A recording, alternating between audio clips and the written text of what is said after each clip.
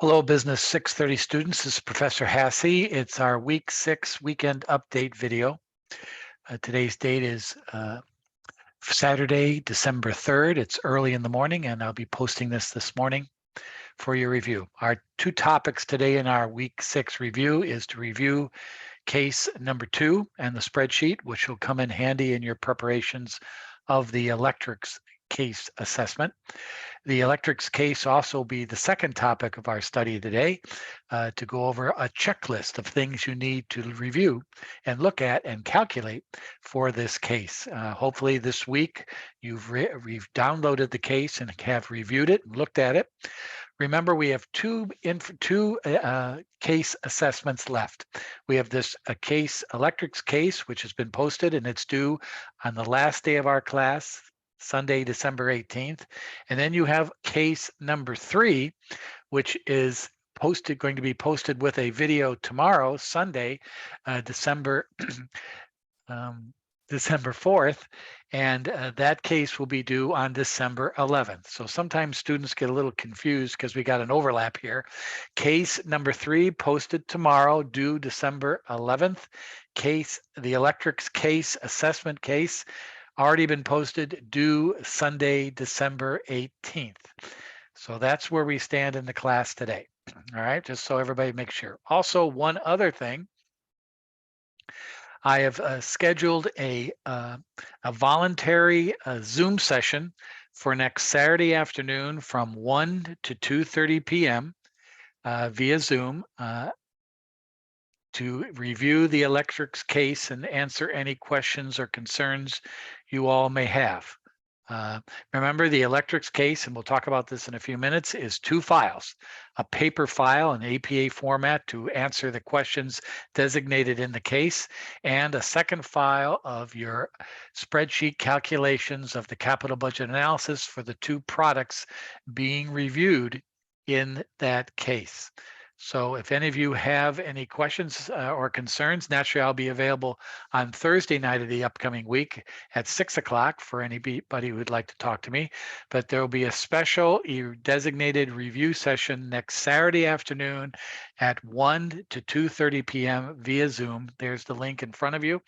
And you're welcome to come on and ask me any questions and review any issues you might have in regards to that electric case. Also, probably unlikely, but if any of you have any questions on case number 3, the PowerPoint presentation, which is due the next day, you're more than welcome to ask them in that review session as well. But I don't think many of you will have too many questions with that. So that's where we stand right now with the coming week and what we're going to be looking at in this class. Remember, our topic this week is financial statement analysis and looking at the 3 financial statements of income statement, balance sheet, and statement of cash flows. We reviewed that in our introduction video this past week, and that will be the subject of your case number 3 being posted tomorrow with a special video. Okay, now let's take a look at case number 2 solutions.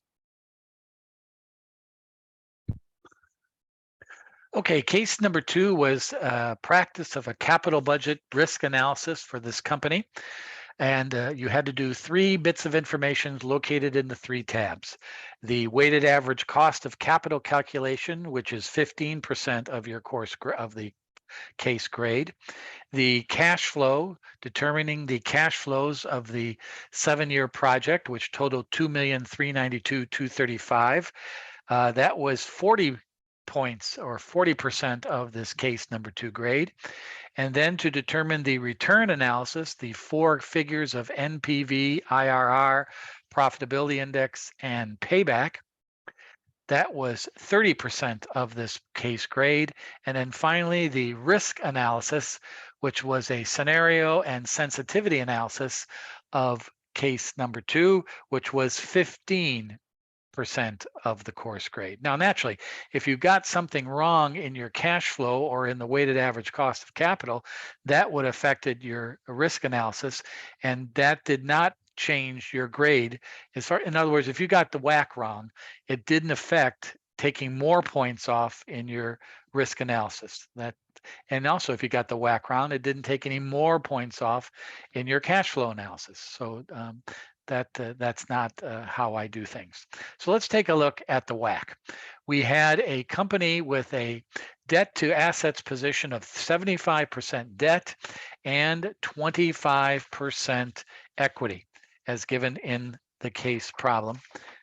Let me make sure we have that all. I have that all notes in front of me. Yep. 75 debt to assets is 75%. So that's 25% equity. We have a company tax rate of 20% and an interest rate on the debt of 7.5%. We have a risk-free interest rate of 4%, a market premium rate of 8.5, and a firm's beta or risk of the specific firm 1.3. Putting that all together, we end up with a cost of capital, a discount rate, a hurdle rate, whatever you want to call it, or a weighted average cost of 8.26%. How did I get that? Well, we had an after-tax interest of taking the 7.5% and multiplying it times 1 minus the tax rate, which is 20%. So that's 7.5% times 0.8, which equals 6% after-tax cost of debt. 6% after-tax cost of debt as a weighted to the 75% makeup of the debt structure of the company gives us a weighted cost of debt of 4.5%. Our capital asset pricing model, which is a way of determining the cost of equity, what the investors are requiring based on the current market conditions of no risk, average risk, and the firm's risk in the market. We take the risk-free rate of 4%. We add to that the market premium, which is 8.5 times the firm's beta of 1.3. We get 15.05%. That is weighted by the 25% capital structure, 3.76%. Add the two together, and we get 8.26% for the weighted average cost of capital. And that transfers over to our discount rate in our problem, cash flow with a project WACC of 8.26%. That'll be our discount rate. So we ended up calculating now the second part of our cash flows is taking the numbers and information given, an equipment cost of $700,000, a salvage value of $55,000, a $100,000 depreciation per year, 40,000 units sold every year at a sales price of $45 a unit for the year one. That'll be inflated at 2% a year. The variable cost of manufacturing or producing your product is $35 a unit, which is inflated at 1.5% after year one. And the fixed cost of this project are $75,000 a year, which are inflated at 1.5% as well after year one. And we have a tax rate of 20% and a working capital rate based on the next year's sales of 8%. Putting all that together, we end up with a cash flow of roughly about $2.4 million. So I urge you, if you have not, your numbers do not jive with me, take a look at your returned documents and take a look at my notes and make sure you're aware of your error and that you can recognize that in the future. Because remember, in the Electric's case, you're doing another one of these analysis, just very similar to this, where you, in this case, have to find the variables and put out and make these analysis. So this is a good template for you for the Electric's case. The second part of this capital budget analysis naturally is to determine the net present value, the internal rate of return, the profitability index, and the payback in years. Okay, and there's the calculations in the cells right there based on a 2.4 or 2,392,235 project cash flow, discounted at 8.26%, gives us a discounted cash flow in the year zero of 1,710,064, giving us a very positive return on our investment for net present value in dollars, over 31% in return on IRR, a profitability index above over 2 to 1, and a payback in less than 3 years. Very impressive. and you would give this a yes on your approval. I would think a no unless you're greedier than Elon Musk. Yes is a good answer as your review of this material. Then taking this base case, we take this information and apply different factors of different ways of looking at the risk involved in what happens if these numbers change than what we projected out in our base case. And in a scenario analysis, it's all based on units, how many units we anticipate to sell every year. The base case naturally was 40,000. In the probability or the risk of that happening, that's 55% probability that that is occurring. There's the weighted net present value. Under the best case scenario, if everything goes well, maybe perhaps we can sell 48,000 units a year, a 20% chance of that happening. There's the weighted best case scenario. And the worst case scenario, if we don't, if the economy changes and our markets shrink, 32,000, which is pretty healthy, 32,000 units a year with a 25% probability that'll occur. There's the weight. You add the weights up and you get 848, 464. Still a very hefty net present value based on the weights of the likelihood of certain key events occurring. Change in output. Output is your scenario analysis. Now, naturally, if all of a sudden right off in year 2, you begin to see your units start dropping in what you can produce and sell because of the market, you'll start earning less money and maybe you can act accordingly. This gives you various benchmarks of where sales and profits will look like at various output levels. Then we take that base case information again and look at the sensitivity of 3 key variables. If you change selling price per unit, variable cost per unit, and fixed cost per unit, if you change those anywhere from 30 to negative 30 to positive 30%, how does that affect the profitability of your business NPV? Each individual of those are created separately. So here's my table for that, where I have a change of $45 unit price, selling price, and what the NPV, if I drop that price by 30%, 20%, and so on, with a total range of $4.7 million top to bottom. A variable cost rate of $35. If I increase that by or decrease that by 30% and increase it, here I start losing money at 20% increase in fixed costs. There's the range top to bottom of $3.6 million. And then fixed cost, 75,000. If we change that minus 30 to 30, as you can see, not as many profit changes, only about 193,000 top to bottom. Those ranges are what I was looking for because those ranges determine the severity of the slope of these lines. And if you can see, naturally, selling price per unit is the most sensitive variable. The greatest changes happen when you change the selling price, which makes sense. The variable cost, again, a pretty good slope to that line. And fixed cost, well, if fixed cost change that much, it does not really affect my profitability in this project. It's not a very sensitive variable. And what companies do in the real world is they do this sensitivity analysis for every major variable in the project and see how each one of those variables affect profitability should they change during the course of time. So a sensitivity analysis tells us our top to bottom what happens if certain key variables change due to changes in our markets, labor negotiations, market conditions, how those key variables change our profitability should they adjust. And that's the risk analysis of case number 2. And you're going to also have to do this in your electrics case as well. So that's case number 2. Please take a look at your return files, see where you had an error or don't understand. Please feel free to send me an email or come to the review session, student hours on Thursday night, or come to the review session next Saturday afternoon if you have questions about this process of capital budgeting.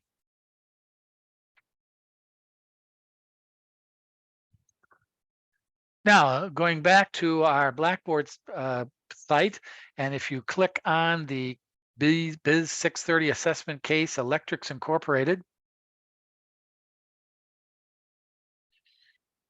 You'll see a new file folder posted there. It's called the Electrics Case Checklist. It's a series of steps that you need to do and need to figure out in order to successfully complete this case analysis and then be able to answer the questions that you have to do. And we'll talk about those answering those questions in week 7 in some of my videos next week. But today it's concentrating on the data, where you have to make an analysis of determining a product's return on investment under different types of variable conditions. So you have to first of all find the WACC, the weighted average cost of capital. What is the capital structure of Electrics Incorporated? What is their after-tax cost of debt? What is their cost of equity? All that information is provided in your case. What is the project life? What is the annual depreciation? Now, the annual depreciation is a little bit more of an issue here. It's the MACRS depreciation, which is the percentage rate per year over 8 years by that MACRS times the investment in the project, which is $17 million. The asset investment in case number 2 was $700,000. In this case, it's $17 million. Now, what is MACRS? Marginal Accelerated Cost Recovery System.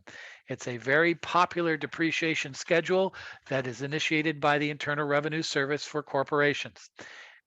Your job in this is to research and find the MACRS depreciation schedule for 8 years. Remember, every year is a certain percent.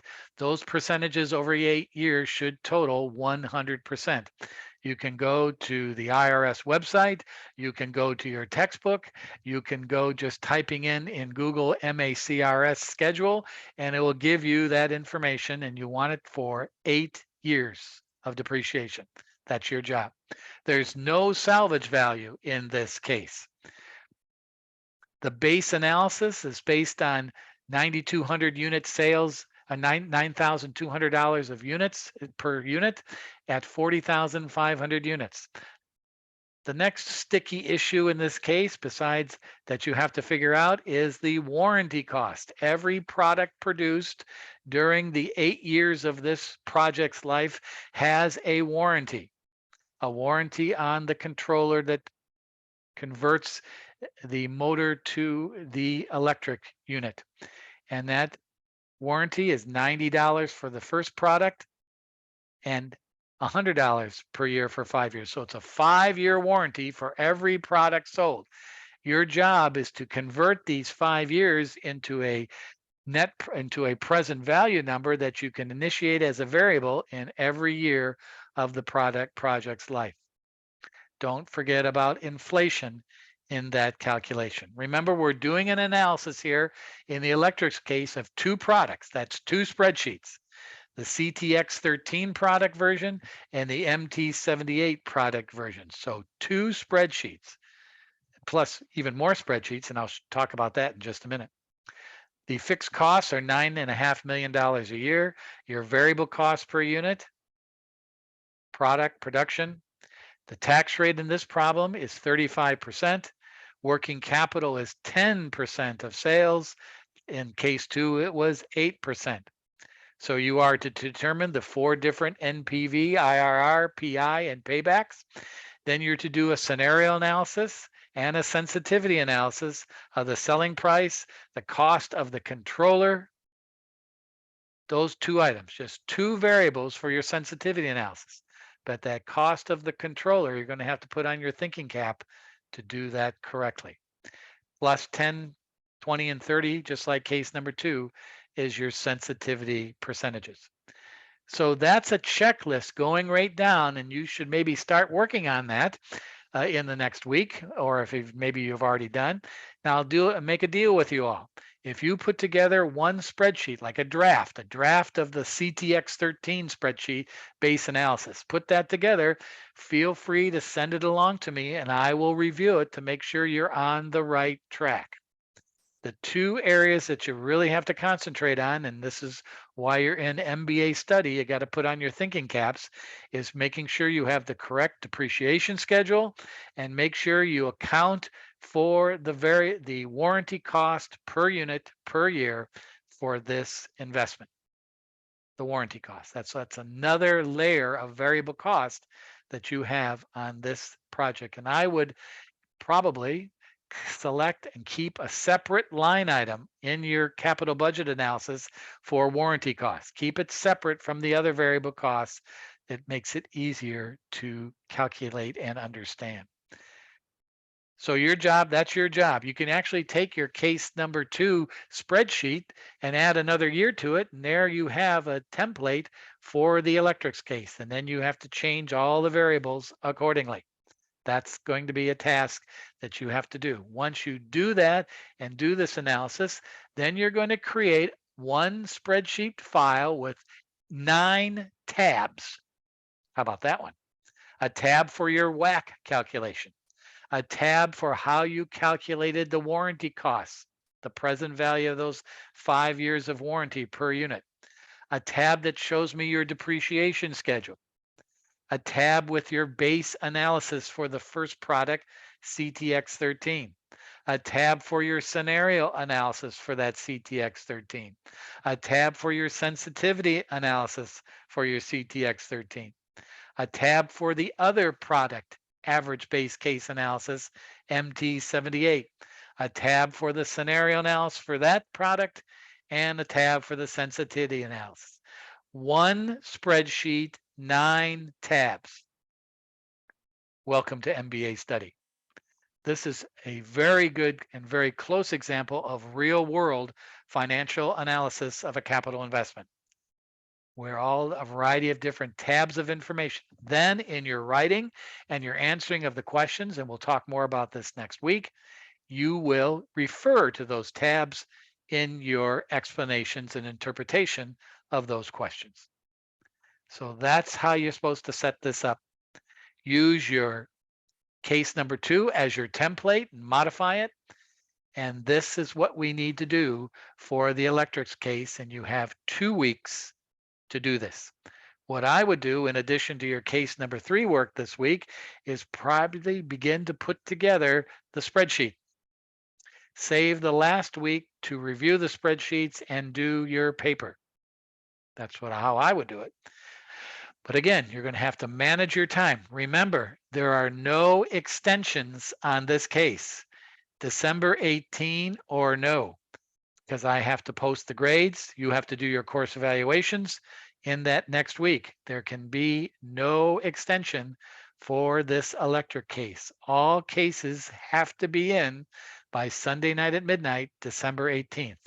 Please note that for your schedule. All right. This is a key component of your financial MBA study, is to be able to put a real world analysis like this together and interpret it in a paper. And again, we'll talk more about this in week 7. We have a review. We have student hours Thursday night. We have a review session next Saturday afternoon. Plenty of time for you to sort it out, ask me questions, send me a draft of your work to make sure it looks okay. Look for any feedback from me on that work, and we're off and running. All right, everybody, there we have it. Case number 2 and the electrics case, capital budgeting analysis at its best. Next week, case number 3, which we'll talk about financial statement analysis that we talked about earlier this week. And we'll do our last topic of our class, talking about mergers and acquisitions and a couple other ending points of our course. But this assessment case and the case number 3 are your last 2 grades of this course. Thanks, everybody. Have a great weekend, and we'll see you tomorrow, Sunday, via video to introduce case number 3. Adios.